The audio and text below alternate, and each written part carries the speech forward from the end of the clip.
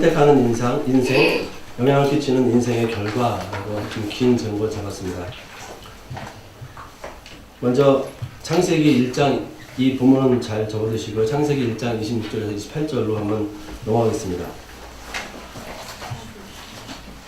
창세기 1장 26절에서 28절. 우리가 많이 읽었고 참 많이 아는 구절입니다. 보시게 되면 하나님께서 천지를 어떻게 창조하셨는지 보여주고 있습니다. 어떻게 창조하셨죠? 말씀으로 창조하셨습니다. 그래서 말씀 창조하셨고, 그리고 사람을 어떻게 만드셨냐면 하나님의 형상을 따라 하나님의 모양대로 만드셨습니다. 그런데 사람을 만드시기 전에 이미 사람의 창조 목적을 분명히 하셨습니다. 그 목적은 피조 세계의 모든 피조물들을 다스리는 일입니다. 이 창세기 1장 26절에서부터 28절은 사람을 창조하신 목적을 말씀하시는데, 하나님께서 사람에게 주신 문화 명령이라고 이렇게 표현하기도 합니다. 이 문화 명령은 세 가지로 볼 수 있습니다. 첫 번째 명령은 무엇이겠습니까? 생육하고 번성하여 땅에 충만하라는 명령입니다. 생육은 자녀를 낳아서 양육하는 거고, 번성은 출산과 교육, 이것의 반복을 통해 더 많은 번식을 하며 이런 과정을 반복하면서 땅에 충만하라는 의미입니다. 그리고 충만하라는 뜻은 채우라는 그런 의미를 가지고 있습니다. 하나님께서 땅을 채우라고 명령하실 때 주어진 방식이 무엇인지 아십니까? 땅을 충만하게 채우라고 했는데 그 방식이 뭐죠? 결혼하신 분들 계신데 모르시나요? 제가 어려운 질문, 이상한 질문을 한 것 같습니다. 결혼입니다. 결혼을 통해서 땅에 충만하라고 말씀하셨습니다. 하나님은 이미 아담을 창조하기 전부터 결혼 제도를 계획하고 계셨음을 우리가 알 수 있습니다. 결혼을 통해 자녀를 많이 낳고 번성해서 땅을 채우라고 명령을 하셨는데, 이 명령이 사람의 창조 목적이기도 합니다. 그러니까 우리가 먹고 살고 즐기는 데 목적이 있지 않음을 분명히 말씀하고 있습니다. 하나님은 결혼을 통해서 생육하고 번성하여 땅에 충만하라는 이 명령을 하시기 전에 주신 것이 있습니다. 그러니까 명령을 하시기 전에, 뭔가 시키기 전에 주신 게 있습니다. 뭘까요? 28절에 있습니다. 무엇을 주셨죠? 복을 주셨습니다. 이 복, 그러니까 바라크라고 하는데, 이 기본적인 의미는 유익한 능력을 부여하는 것입니다. 그래서 뭘 할 수 있게 만드는 겁니다. 하나님이 이들에게 주신 복은 결혼하여 생육하고 번성하여 땅에 충만하고 땅을 정복하고 그리고 다스릴 수 있는 능력을, 그것을 복이라고 합니다. 이 복을 주신 겁니다. 즉 하나님께서는 사람들이 결혼을 통해서 가정을 이루고 자녀를 낳고 그 자녀를 하나님의 자녀로 양육하여 땅에 충만하게 할 수 있는 능력을 주셨다는 겁니다. 이 창세기 1장 28절의 말씀에서 우리가 분명하게 그리고 마땅히 알아야 할 것은, 하나님께서는 우리가 이 땅에서 생육과 번성을 통해 땅을 채우고 정복하고 다스리는 복을 주시되 결혼이라는 제도를 통해서 허락하셨다는 것입니다. 그런데 제가 예전에 이렇게 어느 집사님을 하고 있는데, 자녀를 셋은 낳아야죠. 저도 둘밖에 안 낳았지만 이러니까 그분의 표현이 상당히 좀 충격이었습니다. 무슨 짐승이나 그렇게 하는 거 아니냐, 이런 식으로. 물론 개도 한 대여섯 마리 낳죠. 이상 낳죠. 그러니까 이 사람은 자녀를 낳는 이 거룩한 일을 세속적이고 육적인 산물로 여긴 겁니다. 심각한 문제가 있는 거죠. 영지주의는 영만 거룩하고 육은 더럽다는 생각에 젖어 있는데, 바로 어찌 보면 영지주의에 젖어 있는 그런 모습입니다. 또한 독신 문화가 있습니다. 말이 독신이지 진의 성적으로 즐기고 다 즐기면서 독신이라고 합니다. 또 결혼해도 자녀를 두지 않거나 정말 둬야 한 명 둡니다. 프랑스에서는 어떤 여자가 자녀를 낳지 말아야 되는 30가지 이유를 말한 적이 있습니다. 쫓아가 때려 주고 싶어요. 그렇게 말도 안 되는 주장을 하는 사람도 있습니다. 거기다가 요즘 부각되는 게 무엇입니까? 동성애 문화입니다. 만일 이런 사람들 중에 안 믿는 사람은 일단 배제합시다. 믿는 사람 중에 이런 문화를 당연하게 받아들이고 있다면 그 사람은 어떤 사람입니까?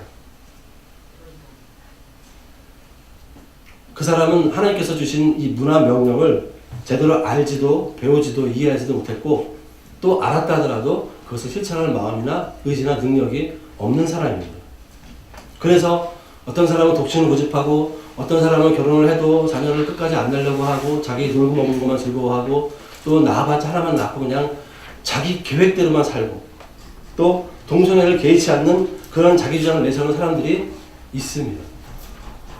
성도 여러분, 가정을 통해 자녀를 출산하는 것은 단순히 한 생명이 태어나는 것 그 이상입니다.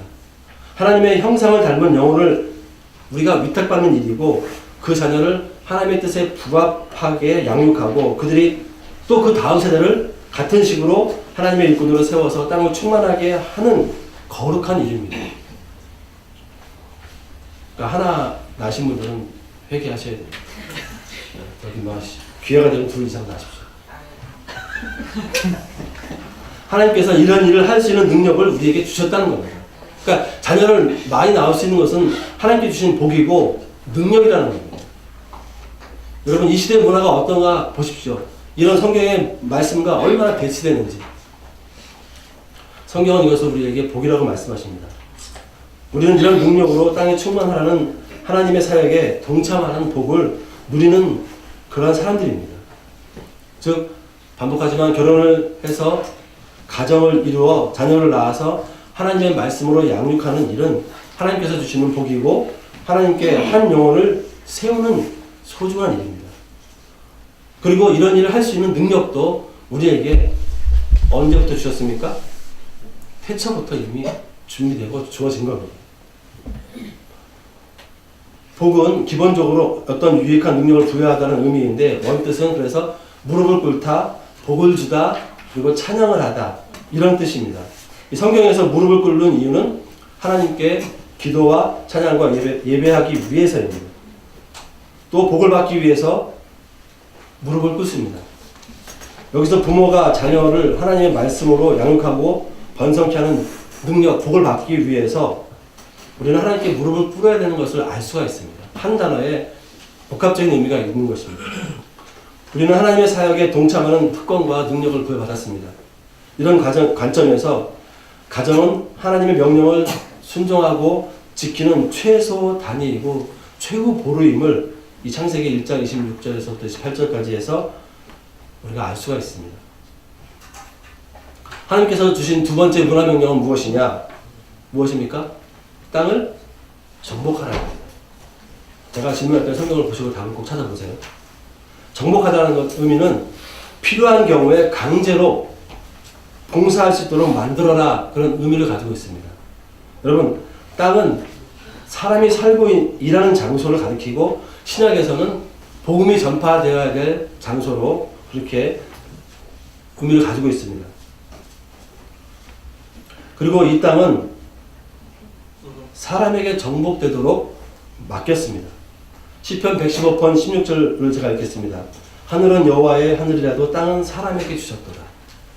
그러니까 이 땅은 사람이 놀고 먹고 노아시대처럼 그렇게 자기 만족을 위해 사는 것이 아니라 복음이 전파되도록 하나님 믿는 사람들이 이 땅에 충만하도록 그러한 명령을 지켜야 될 그런 장소입니다. 정리하자면 땅을 정복하라는 이 명령은 인간의 타락으로 인해서 죄의 노예 상태에 있는 사람을 포함한 모든 피조 세계를 강력하게 하나님의 뜻에 복종시키라는 뜻입니다. 그 방법은 무엇입니까? 복음을 전하는 것입니다. 즉 출산과 양육과 번식을 통해 죄의 노예 상태에 있는 이 세상을 하나님께 복음으로 복종시키라는 뜻으로 우리가 해석을 할 수 있습니다. 그러면 자녀만 많이 낳으면 이 땅을 정복하고 다스릴 수 있습니까? 만약 아담과 하와가 하나님께 불순종하지 않았다면 가능한 일입니다. 그러나 죄로 인해 타락한 인간은 단순히 자녀를 낳아서 이 땅을 채운다고 해서 땅을 정복할 수 없는 존재가 되었습니다. 창세기 4장 16절 이하에 보시게 되면 이 가인의 자손들의 삶이 이것을 증명합니다. 그리고 창세기 6장에서 보게 되면 셋의 자손들조차도 가인의 자손들과 결혼하면서 죄악이 가득하고 그들이 마음으로부터 생각하는 것이 모든 계획이 항상 악했다고 하나님께서 말씀하고 있습니다. 여러분, 이 시대의 결혼관, 독신관, 그리고 동성애 문화, 이것들이 어떤 문화를 조성하고 어떤 영향을 끼치고 있습니까? 한마디로 성경에서 말씀하시는 결혼과 가정을 파괴하고 있습니다. 마치 동성애만 파괴하는 것처럼 유별나게 강조하는 것도 바람직하지 않습니다. 오히려 동성애보다 더 심각한 것은 독신과 이 결혼에 대한 개념이 없는 사람들의 의식입니다. 여러분이 가지고 있는 결혼관, 독신관, 동성애에 대해서 남아있는 비성경적인 잔재의 의식을 믿음의 눈으로 바라보시기 바랍니다. 그리고 성경적인 결혼관과 가정관을 바로 세워서 그대로 실천하며 살 수 있기를 주님의 이름으로 축복합니다. 하나님께서 주신 세 번째 문화 명령은 모든 생물을 다스리라는 겁니다. 이 불순종으로 타락하여서 죄가 인간에게 들어오지 않았다면 모든 생물을 다스리는 것은 그냥 말 그대로 다스리면 되었습니다.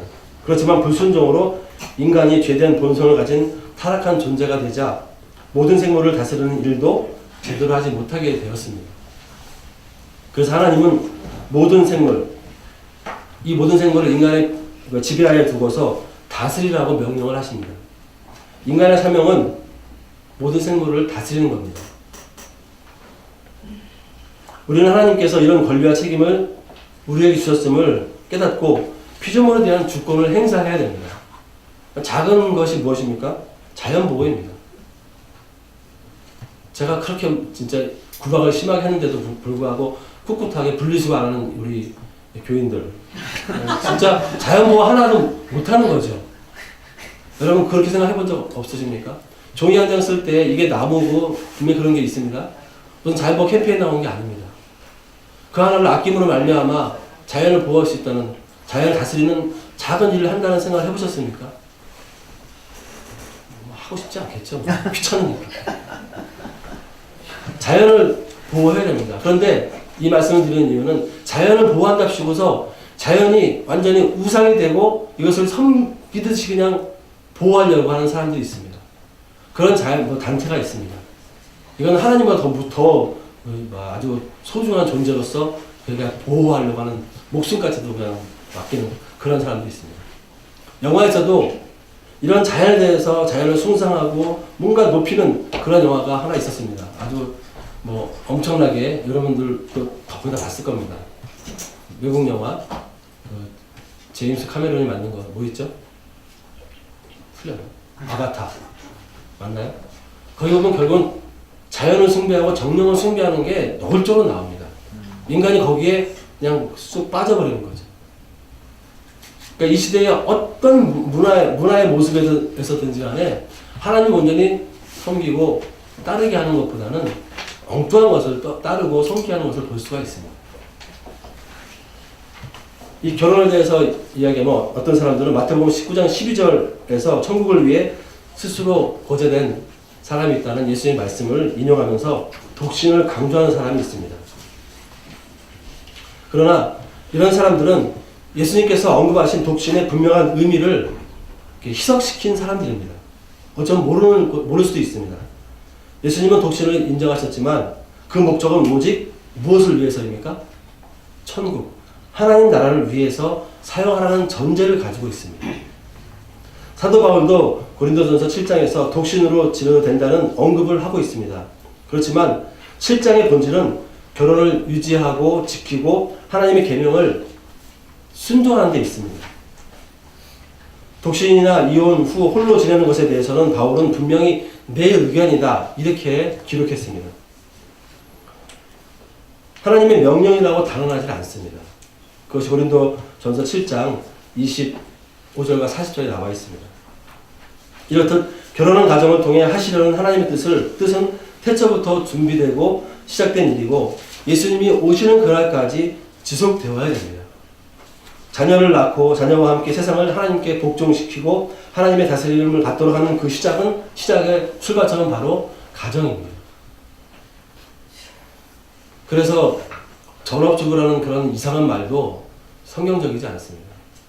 여인이 직장을 관두고 가정에서 자녀를 키우는 게 얼마나 성경적이고 가치 있고 소중한지를 이 세상이 점점 비하하고 있습니다. 여러분 어떻게 하실 겁니까? 장가 가신 분들, 시집 안 가신 분들 똑같이 따라 할 겁니까? 결정은 여러분들이 하시는 겁니다. 함께 말씀을 나누고자 하는 핵심은 이겁니다. 하나님은 창세기 1장 26절 28절에서 문화 명령을 우리에게 주셨고 이 명령의 기본 단위는 시행할 수 있는 기본 단위는 바로 가정입니다. 그리고 가정은 그냥 만나는 것이 아니라 결혼이라는 제도를 통해서 가정을 이루는 것입니다. 여러분 가정에 대해서 요약하면 가정은 하나님의 형상을 닮은 영혼을 번식하는 거룩한 공동체입니다.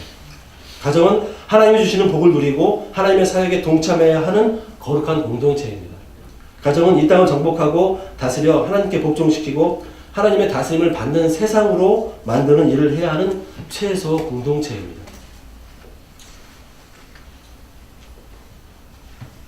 저희 딸내미한테도 저희 아들내미가 초등학교 때에도 심지어 제가 초등학교 부서를 맡았을 때에도 결혼에 대해서 배우자에 대해서 기도하라고 참 강조 많이 했습니다.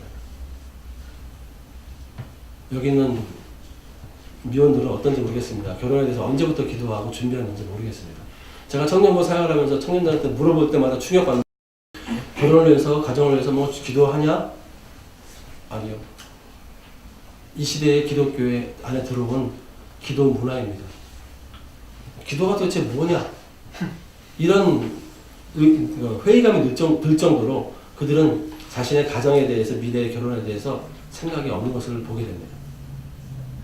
여기 있는 청년들은 지금부터라도 가정에 대해서 결혼에 대해서 정말 꿈꾸면서 기도하면서 준비해서 하나님께서 원하시는 이러한 창세기에 나온 말씀과 같은 가정을 이루어갈 수 있기를 주님의 이름으로 소망합니다. 본문으로 들어오겠습니다. 엘리멜렉의 선택과 결과입니다. 1장을 보시게 되면요.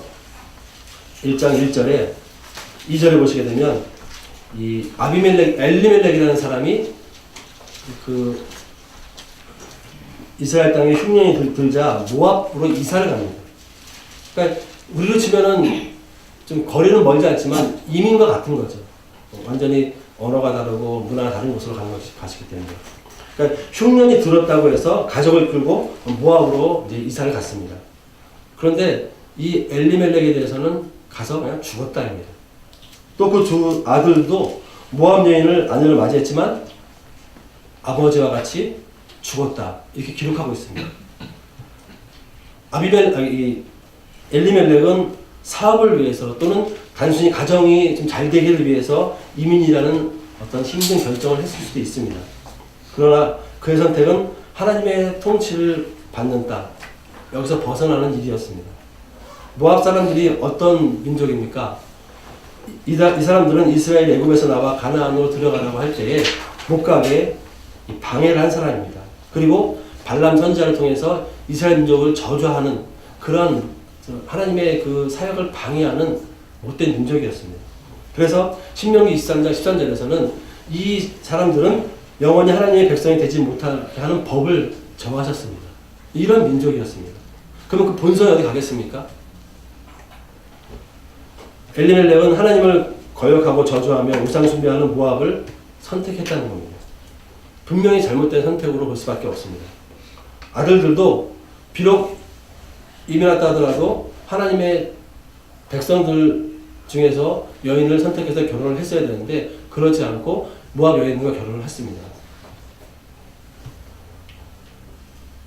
이 두 아들은 배우자를 찾기 위해서 고향에 가지도 않고 그냥 자기 좋은 대로 골라서 선택을 해서 결혼했습니다. 엘리멜렉은 자기 뜻대로 하나님이 주신 땅을 떠났고 두 아들은 어찌 보면 아버지의 영향을 받아서 자기 마음대로 그냥 자기 편한 대로 모압 여인을 아내를 맞이해서 살았습니다. 이 아버지와 두 아들은 하나님의 뜻이 아닌 자기 소견에 옳은 대로 판단하고 결정하고 사는 사람이었습니다. 그들은 자기들 하고 싶은 대로 사는 사람이었습니다. 이 세 사람이 내렸던 선택과 결정에 대한 언급은 이 룻기 본문에 없습니다. 이것은 그들의 선택과 결정을 하는 데 있어서 영적인 고민이나 갈등이 없었음을 알 수 있습니다. 무슨 뜻입니까? 그들은 인생의 중요한 결정을 하는 데 있어서 하나님의 뜻을 묻지도 않고 자기 마음대로 했습니다. 즉 사소한 작은 일조차도 하나님 자신의 이성과 경험과 환경에 따라서 휩쓸려가는 그러한 인생이었습니다. 이들이 살던 시대는 어떤 시대입니까? 1장 1절에 나와 있습니다. 사사시대입니다. 사사시대의 특징이 무엇입니까? 한 장 바로 앞에 사사기 끝에 보십시오. 21장 25절 같이 읽어보겠습니다. 뭐라고 되어 있는지 시작. 그때에 이스라엘 왕이 없으므로 사람이 각기 자기 소견에 오는 대로 행하였더라. 이 사람들은 자기 소견에 오른 대로 행했습니다. 즉 아비멜렉과 두 아들은 그 당시 사사시대 사람들이 그렇게 살았듯이 하나님의 뜻보다는, 하나님의 원칙보다는 자기 뜻, 자기가 내린 선택과 결정을 기준으로 삼고 자기 마음대로 행한 사람이었습니다. 이 사람들은 요즘 표현을 쓰면 하나님 중심, 성경 중심적인 삶을 살지 않다가 그냥 그런 사람들입니다. 그렇다면 이 세 사람의 죽음을 통해 배우는 영적 의미는 무엇인가? 엘리멜렉과 두 아들에게서 하나님을 신뢰하고 순종하고 따르는 모습을 찾을 수가 없습니다. 삶의 모든 영역에서 하나님의 뜻, 하나님의 약속, 하나님의 명령을 의식하고 신실하게 지키는 모습을 전혀 볼 수가 없다는 것입니다. 우리들은 어떻습니까? 내 삶의 모든 영역에서 어쩌면 소심한 사사 기드온처럼 하나님 이게 하나님 명령이 맞습니까? 좀 이렇게 해보겠습니다. 하나님을 자꾸 이렇게 물어봐가지고서 그래도 그는 그 하나님께 물어보고 나서라도 결정하고 행동에 옮겼습니다. 하지만 우리들은 어떻습니까? 우리 삶의 모든 영역에서 생각과 행동과 말과 어떤 결정을 할 때에 정말 하나님께 하나님의 뜻을 구하고 하나님의 지혜를 구하면서 살아가는 거예요.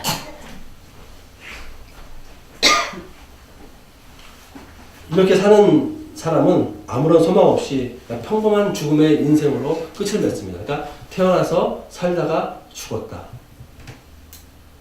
바로 엘리멜렉과 두 아들의 모습입니다. 이 엘리멜렉과 두 아들을 통해서 하나님이 무엇을 하셨습니까? 하신 게 없습니다. 이것이 이 사람들의 죽음이 주는 영적 교훈입니다. 여러분, 사람의 생사화복은 누구에게 달려 있습니까? 하나님입니다. 하나님의 주권과 섭리에 달려 있습니다. 이 세 부자의 죽음도 하나님의 주권으로 이루어졌습니다. 그렇다 하더라도 이 엘리멜렉의 아내여 두 아들의 어머니인 나오미의 입장에서는 이 남편과 두 아들의 죽음이 큰 비극이었습니다. 한 여인으로서 받아들이기에는 또 감내하기에는 어려운 충격과 상처였을 겁니다. 고통 속에서 신음하면서 내가 어찌 해야 되는가? 그런 나오미의 인간적인 입장을 우리가 충분히 헤아릴 수 있습니다. 그렇게 볼 때 하나님은 참 나오미 입장에서 보면 잔인한 분으로 볼 수 있습니다. 그래서 나를 말하라 부르라 이렇게 표현합니다. 그렇지만 본문은 하나님께서 이 사람들의 죽음을 사용하셔가지고 나오미를 고향으로 돌아오게 하셨음을 보게 됩니다. 남편의 선택과 이 이방 여인을 선택한 두 아들의 모습은 나오미에게 아무것도 없다는 것입니다. 하나님께서는 세상에 소망을 두었던 남편 엘리멜렉과 자녀 번식을 위해 아무 생각도 없이 모압 여인을 선택했던 두 아들의 죽음으로 그냥 이 사람들은 사라지게 했습니다. 이제 나오미의 선택과 결과가 나옵니다. 이 나오미는 어떤 선택을 했습니까? 본문에 어떻게 선택했죠? 6절부터 보시게 되면 어떻게 합니까? 자기가 살던 고향으로 돌아가려고 선택을 합니다. 그러니까 나오미는 세상에 소망을 둔 남편과 두 아들의 육적 자녀 번식을 허락하지 않았음을 아시고 이것을 하나님께서 하신 일로 받아들이고 그리고 이제 돌아갑니다. 그것을 13절과 21절에서 볼 수가 있습니다. 13절 볼까요? 13절 같이 읽겠습니다. 너희가 같이 우리 자녀를 기다리겠으며